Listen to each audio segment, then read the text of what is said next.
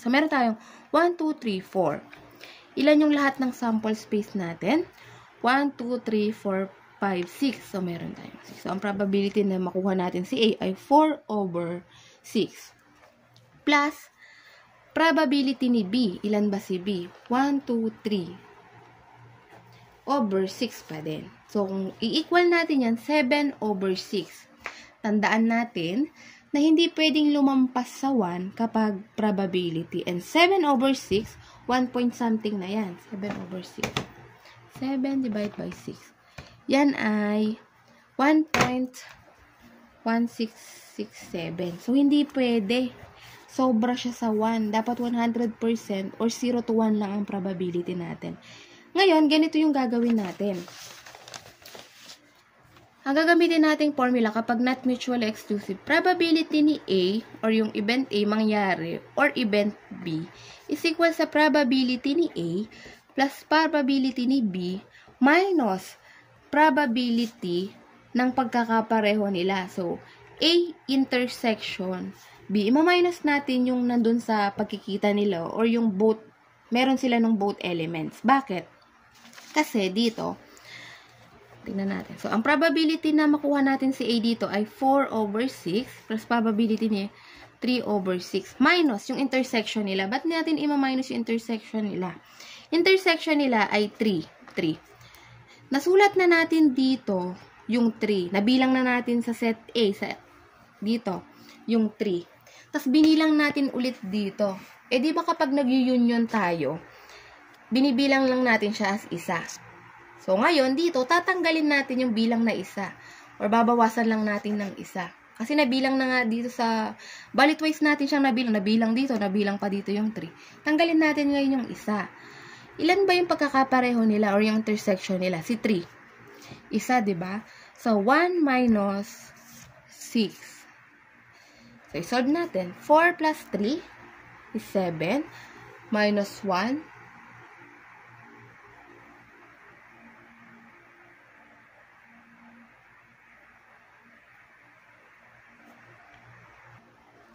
Sorry, hindi lang pala 3 yung intersection nila. Meron ding 4. So, dalawa pala yung kanilang intersection. Sorry. So, dalawa yung intersection nila. So, minus 2 over 6. So, 4 plus 3 is 7. Minus 2, 5. So, meron tayong 5 over 6. So, another example. Pang example, in a hospital unit, there are 8 nurses and 5 physicians. 7 nurses and 3 physicians are female. If a staff person is selected, find the probability that the subject is a nurse or a male. So, sa isang hospital daw, may 8 nurse and 5 physician. Out of the 8 nurses, 7 yung babae, tapos sa 5 physicians, 3 yung babae. So, hanapin natin yung probability na yung subject natin ay isang nurse or, so meron tayong or, siya ay addition rule. So, pag ganyan, gamitin natin yung formula. So, probability na siya ay isang nurse or isa siyang male. So, meron tayong equals na probability na isa siyang nurse plus probability na isa siyang male minus probability na siya isang nurse tapos isa pa siyang male. So, nurse na male. So, kunin natin. So, ano ba yung probability na siya isang nurse? So, ang total ng nurses natin ay 8. So, meron tayong 8 nurses. So, ang number of events dito, 8. Ilan yung sample space natin? So, hospital, meron tayong 13 na tao. Sa 13 na tao na yun, 8 nurses, 5 physician. So, probability na siya isang nurse, 8 over 13. So, ngayon, ano yung probability naman na siya ay isang lalaki? So, isa siya munang lalaki. So, meron tayong ilang sample space? 13. So, 13 yung tao, ilan yung male? So, kung meron tayong 7 and 3 na babae, meron tayong 10 na babae, 13 yung lahat. Ilan yung natirang lalaki? So, ilan na lang yung natitira para maging lalaki? 13 minus 10. Meron na lang tayong 3 na lalaki. So, sa 13 na tao na yon, 3 lang yung lalaki. So, ayan yung probability niya na siya ay isang lalaki. Minus probability na isa siyang nurse na lalaki. So, kunin naman natin. So, 8 yung nurse. 7 doon, babae. Ilan yung natirang lalaki? Isa. So, meron na lang tayong probability na siya ay isang nurse na lalaki na 1. So, 1 lang. Over ilan yung lahat ng ating sample space? 13. So, ang probability pala na siya ay nurse na lalaki ay 1 over 13 lang. So, simplify natin. So, 8 plus 3 is 11. Minus 1. 10. 10 over 13. Tama ba? 10 over 13. So, yan ang probability na siya ay isang nurse or isa siyang male. 10 over 13. So, okay na? So, last example. Tingnan natin yung sample dun sa module. Ito. A student goes to the library. The probability that she checks out a work of fiction. So, probability daw na i-check niya yung work of fiction, o fiction na lang, is equal sa 0.40. Probability naman na non-fiction yung piliin niya, non-fiction, is equal sa 0.30. Probability na i-check niya both. So, check niya yung probability. Na fiction yon or probability na, mali. Both. So, intersection kapag both. Sorry. Non-fiction ay 0.20.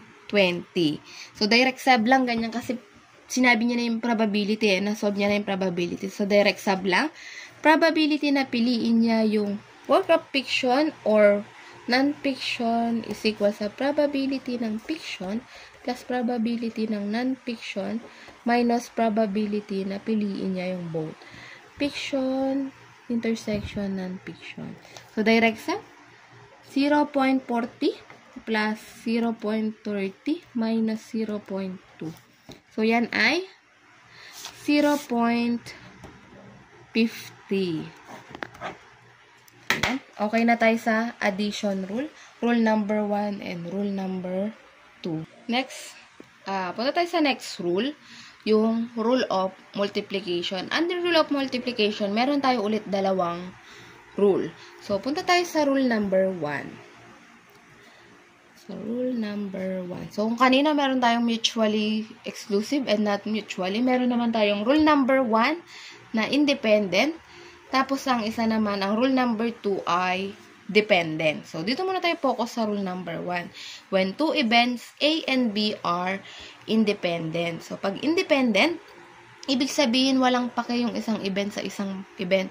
Or, yung isang event, kaya niyang tumayo ng mag-isa.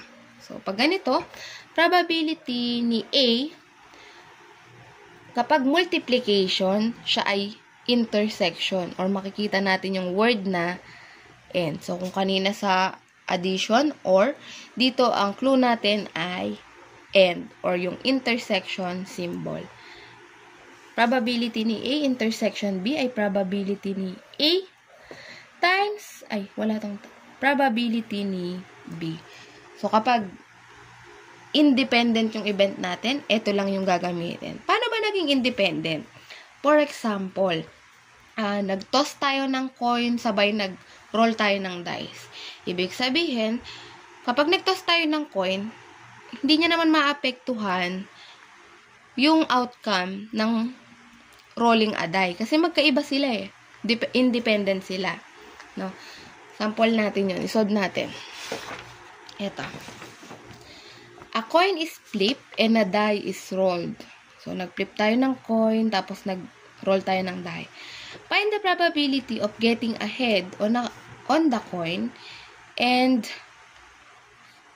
a 4 on a die. So, yung clue natin, nakita na natin, may dalawang experiment. Independent sila. And may word na and. So, ano yung probability niya? So, independent yan kasi di niya maapektuhan yung isa't isa. So, probability na makakuha tayo ng head. So, probability na makakuha tayo ng head and probability na makakuha tayo ng 4 sa die. So, ano ba yung probability ni head times probability ni makakuha ng 4? So, ano yung probability na makakuha tayo